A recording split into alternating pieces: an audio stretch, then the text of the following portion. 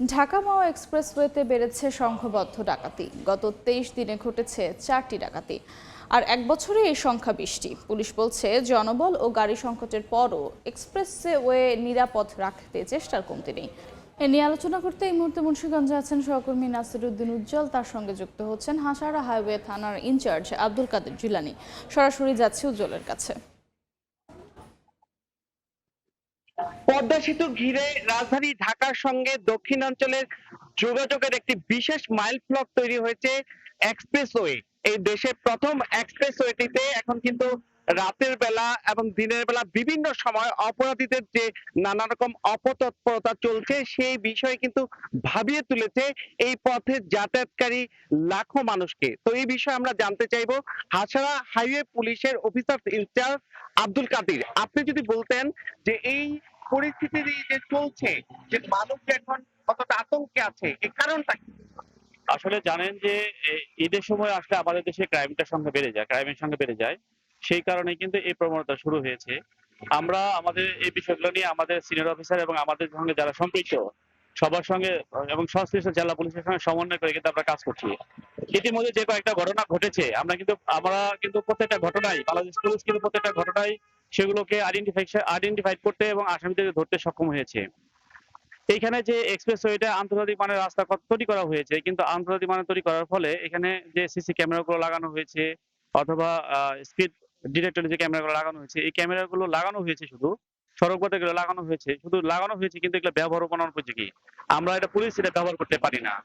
আমরা যদি পুলিশে যদি এটা ব্যবহার করতে পারতাম তাহলে আমার মনে হয় যে অনেকাংশেই দুর্ঘটনা এবং অপরাধ যে কার্যক্রমগুলো ঘটনা ঘটে গেলে আমরা সেগুলাকে রিভোক করতে পারতাম অথবা কমানো সম্ভব ছিল আমাদের। কিন্তু এই যে এই এক্সপ্রেসওয়ে হচ্ছে মাওয়া এলাকায়, কিন্তু ঢাকার তেজগাঁয়ে যে এটার মনিটরিং সেন্টার, সেখান থেকে মনিটরিং এর সুফল তো পাচ্ছে না। তো এইখানে যে হাইওয়ে পুলিশের আপনার 3 তলা ভবন আছে, অনেক রুম আছে, তো এইখানে যেহেতু ইন্টারনেট সিস্টেম, তো এই যে মনিটরিং সেন্টার সেটা কোথায় রাখা উচিত, বা এই মনিটরিং এ পুলিশ থাকা উচিত কিনা?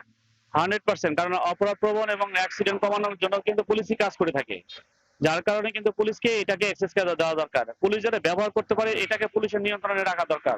না, আমাকে যদি নিয়ন্ত্রণে না দেন আমি কাজটা করবো কিভাবে? ওনারা যদি ধলেশ্বরী টোল প্লাজায় অথবা এলেনবাড়িতে যদি রেখে থাকে তাহলে ওইখানে তো আমার অ্যাক্সেস নাই, পুলিশ যাওয়ার সুযোগ নাই। নিতে গেলে আমাকে ওইখানে অনুমোদন নিয়ে যেতে হয়। তাহলে আমি এখন অনুমোদন নিয়ে কি ক্রাইম নিবারণ করা সম্ভব আমার পক্ষে? আমাকে এটাকে সিসি ক্যামেরা গুলো এবং স্পিড ডিটেক্টর ক্যামেরাগুলোকে অবশ্যই পুলিশের নিয়ন্ত্রণে থাকা উচিত এবং পুলিশকে দেওয়া উচিত এগুলাকে ক্রাইম এবং এই দুর্ঘটনা কমানোর জন্য। তো আপনি বলছিলেন যে এই যে ইন্টেলিজেন্ট ট্রান্সপোর্ট সিস্টেম যেটি চালু করা হয়েছে কোটি কোটি টাকা ব্যয়, এবং যেখানে ডিটেক্টর ক্যামেরা এবং সিসি ক্যামেরা আছে উচ্চ পর্যায়ে, তো এইসব ক্যামেরা আপনি বলছিলেন যে 24টার মধ্যে 10টি বন্ধ আছে। এই কারণ কি? আর এই যে আমরা দেখছি যে সড়ক বাতি রাতের বেলা, এত গুরুত্বপূর্ণ রোড, আগে তো আমরা সড়ক বাতি দেখেছি, এখন এগুলো বন্ধ কেন? হ্যাঁ, আমরা এখানে 24টা লাগানো আছে সিসি ক্যামেরা আর 8টা দেওয়া আছে speed detector camera. Speed detector ক্যামেরাগুলো সচল, কিন্তু সিসি ক্যামেরাগুলো অধিকাংশগুলো অচল। আমরা যখন কোনো একটা ঘটনা ঘটে, যখন আমরা বলি ফোন করে যে এটা আমাদের লাগবে, তখন বলা হয় যে ক্যামেরাগুলো অচল বা বিভিন্ন প্রবলেমের কারণে এটা হয়। আর সড়ক বাতিগুলোকে অধিকাংশ জায়গায় আমি বলবো যে 80% জায়গায় সড়ক বাতিগুলো একদম নাই বললেই চলে, তা নাই। কারণ তারা বিভিন্ন সময় বিভিন্ন অজুহাত দেখায়। এটা বিষয়টা আমি একাধিকবার সংশ্লিষ্ট যারা স্টেক হোল্ডার রয়েছেন তাদের সঙ্গে আমি কথা বলেছি এবং আমি চিঠি আকারে তাদেরকে জানিয়েছি এগুলোর জন্য দ্রুত গতিতে এগুলো ব্যবহার। কিন্তু এই যে পদ্মা সেতু টোল প্লাজা এবং ধলেশ্বরী টোল প্লাজা, জায়গায় দুই রকম নীতি, একই সঙ্গে যে এক্সপ্রেস, একটা ঢাকামুখী একটা মাওয়ামুখী, এবং দুই পাশে দুটি লেন, তো আপনাদের যে গাড়ি এবং জনবল সেটা কি অবস্থা?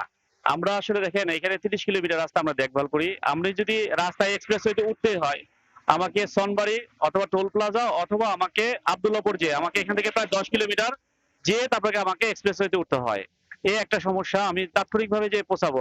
আমাদের টহল টিম সবসময় থাকে রাস্তায়, আমরা তার চেষ্টা করি। আপনাকে ধন্যবাদ। আপনারা জানছিলেন যে এখানকার যে সড়কের নিরাপত্তার যে চ্যালেঞ্জ গুলো, যে পদ্মা সেতু ঘিরে যে মাওয়া একটি পর্যটন জোনে পরিণত হয়েছে, শুধু দক্ষিণের মানুষ চলাচল ছাড়াও কিন্তু এখানে রাজধানী ঢাকা থেকে হাজার হাজার মানুষ এবং সারা রাত কিন্তু এই পথে যাতায়াত করে, কিন্তু এই পথগুলো নিরাপদ না থাকবার কারণগুলো আপনারা জানলেন। কিন্তু এখানে যে বিশ্বমানের রাস্তা করা হয়েছে, কিন্তু ট্রাফিক মনিটরিং এর জন্য যেখানে জনবল এবং গাড়ি দরকার সেটি কিন্তু এখানে নাই বলে দায়িত্বশীলরা বলছেন। তো এই ছিল আমার কাছে এই এক্সপ্রেস ওয়ে নিরাপত্তার সবশেষ খবর। ঢাকা মাওয়া এক্সপ্রেসওয়ে নিরাপত্তা বিষয়ক আলোচনায় যুক্ত ছিলেন সহকর্মী নাসির উদ্দিন উজ্জ্বল।